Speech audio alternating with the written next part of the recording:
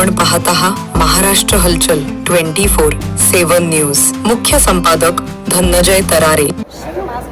शिवसेनेचे नाही तर गद्दार टोळीचे आमदार आहेत. शिवसेना ही एकच आहे आणि शिवसेनेच्याच नेत्यांनी तो व्हिडिओ ट्विट केलेला आहे. शिवसेना उद्धव बाळासाहेब ठाकरे शिवसेना एकच आहे. गद्दार टोळीचा जो व्हिडिओ ट्विट केलेला आहे हा भयानक आहे आणि म्हणून काल पण मी विचारले की हा सगळा जो प्रचार सुरू होता आणि आता पण पुढच्या एका आठवड्यात प्रचार जो काही होणार आहे त्या गद्दार टोळीचे जे नेते आहेत, गँग लीडर आहेत, त्यांनी पण हेलिकॉप्टरमध्ये उतरून म्हणजे काय 1.5 तासाच्या प्रचारासाठी 2 मोठ्या बॅगा नेल्या. त्याच्यातून कुठच्या आनंदाच्या शिधाचं वाटप होत होता ते आज टी व्हीवर आलेलं आहे. पण जसं ह्यांचा व्हिडिओ आला तसं छत्रपती संभाजीनगरमधले एक आमदार त्यांचा एक व्हिडिओ आला.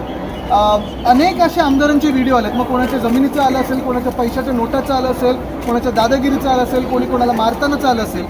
पण एकच प्रश्न आहे की जी भाजपा स्वतःला द पार्टी विथ डिफरन्स हे सांगायची, जी भाजपा सगळ्यांना सांगते की न खाता हूँ न खाने देता हूँ, न खाता हूँ न खाने देता हूँ. मग हे सगळे जे आजूबाजूला घेऊन फिरतात, तुम्ही सत्ताधारी म्हणून बसवलेले आहेत, अधिकाऱ्यांच्या डोक्यावर बसवलेले आहेत, जनतेच्या डोक्यावर बसवलेले आहेत, हे कुठच्या धोरणात येतात नक्की की तुम्ही यांचं संरक्षण करता?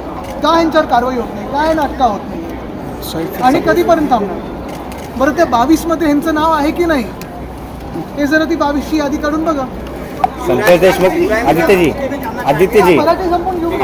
संतोष देशमुख आदित्यजी संतोष देशमुख प्रकरण एक करतो. विरोधी पक्ष नेतेपदाचा मुद्दा जो आहे तो तापलेला आहे आणि सकाळी जी बातमी आलेली होती पुन्हा एकदा अजून 2 नावाची चर्चा जी आहे ती आता आहे. विधान परिषदेसाठी अनिल परब आणि विधानसभेसाठी विजय वडेट्टीवार यांच्या नावाची चर्चा आलेली आहे. कसं बघतो तुम्ही याकडे? अरे तापलेला म्हणजे तुम्हीच तापवताय सकाळपासून. काल पण तुम्हीच तापवला होता. काल दुसरी 2 नावं होती, आज ही 2 नावं आहेत, उद्या दुसरी 2 नावं येतील. आम्ही जे दिलेलं नाव आहे ते एक आहे, ते स्पष्ट आहे, ते कुठेही बदल झालेला नाही आहे. बरं, दुसरी गोष्ट म्हणजे आता 4थं अधिवेशन आहे. जर अध्यक्ष महोदयांना वाटत असेल असं की अधिवेशन चालू शकतो पण लोकशाहीचं, तिथे विरोधी पक्षाची नेत्याची गरजच नाही आहे, हे त्यांनी जगाला सांगावं. मग त्यांनी पुस्तक लिहावं आणि सांगावं की का गरज नाही आहे. आणि एवढी भीती सरकारच्या मनात का आहे की विधान परिषदेत असेल किंवा विधानसभेत असेल विरोधी पक्ष नेता नसावाच, एवढं बहुमत असून देखील एवढी भीती काय आहे त्यांच्या मनात? आपल्या ज्या विरोधी पक्ष नेत्यासाठी जे काही रुसवे चालले अशी चर्चा आणि बातमी पण सगळे रुसवे सरकारमध्ये आहेत आणि ते जे बाजूला बसवले त्यांच्यामध्ये सूत्रांच्या माहितीनुसार असं आहे की उद्धव ठाकरे साहेब कुणाला पण म्हणजे ऐका, तुम्हाला सांगतो, ही जी बातमी पसरवली होती ती एका गटाने पसरवली ज्यांच्या मनात असं आहे की उद्धवजींचं आणि मुख्यमंत्र्यांची भेट होऊ नये. कारण मागच्या वेळी जेव्हा भेट झाली होती तेव्हा बीपी सगळे ते काय कुठे काय झालं होतं त्यांचं ते विचारत आहे ना. पण मुख्य गोष्ट हीच आहे की लोकशाही एखादं असं जेव्हा सदन असतं महाराष्ट्रासारख्या राज्यामध्ये, एवढं निवडणूक आयोगाच्या आशीर्वादानं बहुमताचं सरकार आल्यानंतर तुम्हाला एका विरोधी पक्ष नेत्याची भीती वाटते, एका व्यक्तीची भीती वाटते, हे आश्चर्य. भाजपला द्यायचं नाहीये, आम्ही देणारच नाहीये. पण ते सत्ता का देतील भाजपले विरोधी पक्ष नेते? आदित्यजी तुमच्या पार्टीमार्फत भास्कर जाधवांचं विरोधी पक्षासाठी नाव पुढं गेलं आहे किंवा त्याचं पत्र देण्यात आलं आहे. तुमचं नाव किंवा इतरांचं नाव पुढं करून भास्कर जाधवांचं नाव मागे टाकण्यात किंवा मागं पडावं अशी कोणाची इच्छा वाटते? कोणाची नाही. आता उद्या असून 2 नावं तुम्ही ऐकाल ना, पण ते जिंकून आलं तेवढं बघा.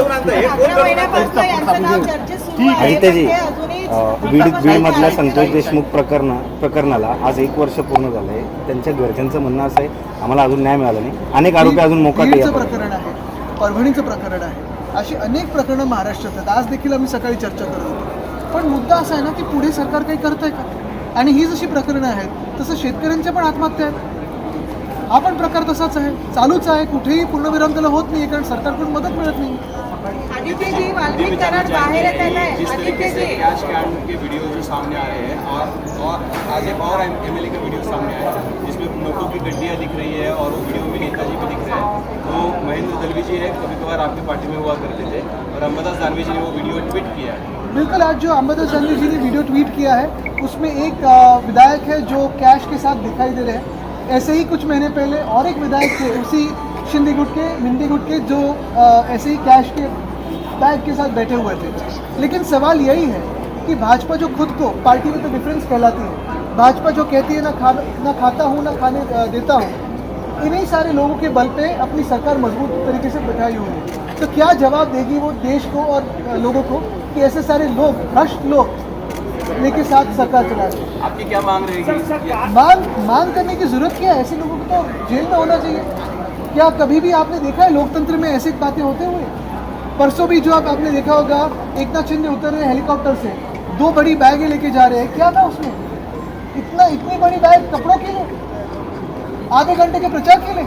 आदित्य जी, जैसे कि अपोजिशन लीडर को लेकर भी बहुत सारे सवाल उठ रहे हैं, 2 नए नाम सामने आ रहे हैं। बिल्कुल नहीं, हमने जो नाम दिया है वो किसी भी कोई बदल हुआ नहीं है, लेकिन ये जो अफवाहें फैलाई जा रही है वो इसीलिए फैलाई जा रही है क्योंकि जो फैला रहे हैं उनके मन में यही डर होता है कि अगर इस सत्र के दौरान उद्धव जी और देवेंद्र जी मिले तो वापस पिछले सत्र में जैसे उनके दिल की जो धड़कनें थी तेज हो रही थी निंदे की, वो वैसी होती है। आदित्य जी, जैसे कि आपने कहा था कि उनके विधायकों में फूट अभी पड़ चुकी है, अभी उद्योग मंत्री उदय सामंत का एक बयान आया है कि वे शिवसेना का एक किताब लिखने जा रहे हैं, मुंबई टू गुवाहाटी, गुवाहाटी टू वाया सूरत।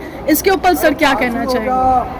लज्जा थोड़ी तो होनी चाहिए, इतनी सारी किताब चोरी पे, खुद की चोरी पे अगर लिख रहे हैं तो इससे और यानी ये तो क्या कॉमेडी हो सकता है? एक तो सरकाज़म में बोला होगा उन्होंने, लेकिन ये तो लज्जा है ही नहीं।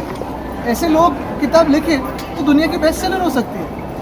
वाल्मिक कराड चर्चा सुरू आहे, वाल्मिक कराड बाहेर येतात आहे जेलमधनं, परळी तसं कोणाचा गेम होणार याच्यावर प्रश्नचिन्ह निर्माण होत आहे, काय सांगणार आहे? मला वाटतं आपण काय ऐकलेलं त्याच्यावर अजून चर्चा नको, झालं तर त्याच्यावर बोलू. सर, चंद्रशेखर बावनकुळेंनी असं वक्तव्य केलं की वेगळा विदर्भ हा आमचा अजेंडा होता आणि त्यावर आमचं काम सुरू आहे. बघा, आपल्याला आठवत असेल जेव्हा मोदी साहेब 2014 मध्ये इथे आले होते महाराष्ट्रात प्रचाराला, तेव्हा त्यांनी सांगितलं होतं मी असेपर्यंत ते होऊ देणार नाही. काही वेगळे प्लॅन असतील तर मला माहिती. धड कोकणामध्ये राजकीय संघर्ष पाहायला मिळाला होता. निलेश राणे शिवसेनेचे आमदार त्यांनी भाजपने पैसे वाटप करत असल्याचा आरोप केला होता. काल जेव्हा मन की बात त्या दिवशी विधानभवनाच्या परिसरामध्ये झाली